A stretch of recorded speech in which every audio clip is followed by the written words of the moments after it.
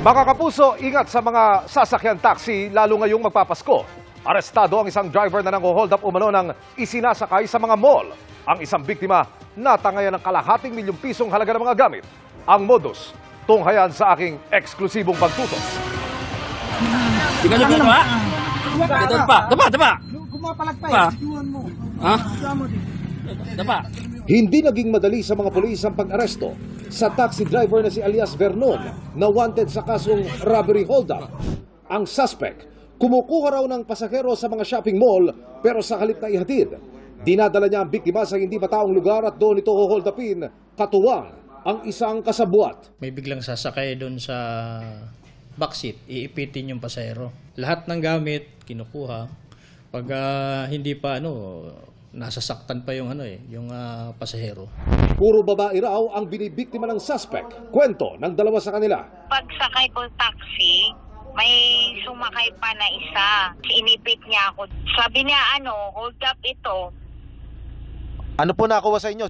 Yung bag ko, dalawang cellphone, saka yung mga jewelry ko po. Pati yung cellphone ng katulong ko, oo. Okay. Sister, mga magkano yon sa palagay mo, yung halaga? 500 plus po. 500,000? Kalahating milyon? Opo. Yung kasama ko po, sinuntok po siya sa mukha. Kasi po ayaw pong ibigay yung bag. Ano po nakuha sa inyo? Sa akin dalawang phone and then relo, lahat po ng accessories. Nadiskubre pa ng mga pulis na ang body markings ng taxi nito tampered pala. Nakipagtulungan daw ang taxi operator sa pulisya hanggang sa natunto ng suspect. Positibong kinilala ng hindi bababa sa 10 biktima ang suspect na hindi pa nagbibigay ng pahayag sa krimen.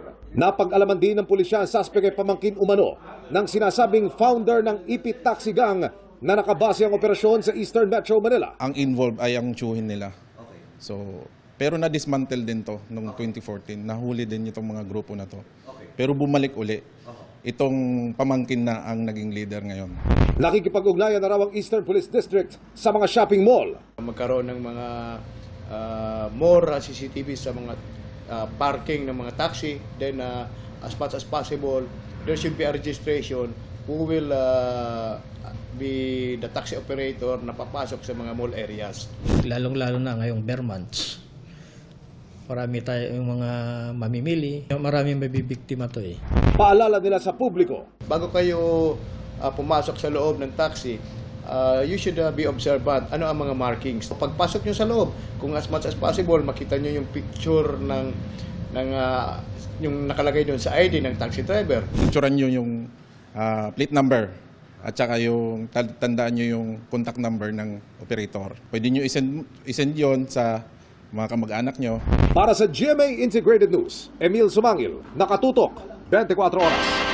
Mga kapuso, samahan nyo kaming tumutok 24 oras. Bisitahin at mag-subscribe sa GMA Integrated News sa YouTube. Sa mga kapuso abroad, bisitahin ang GMA Pinoy TV at www.gmanews.tv.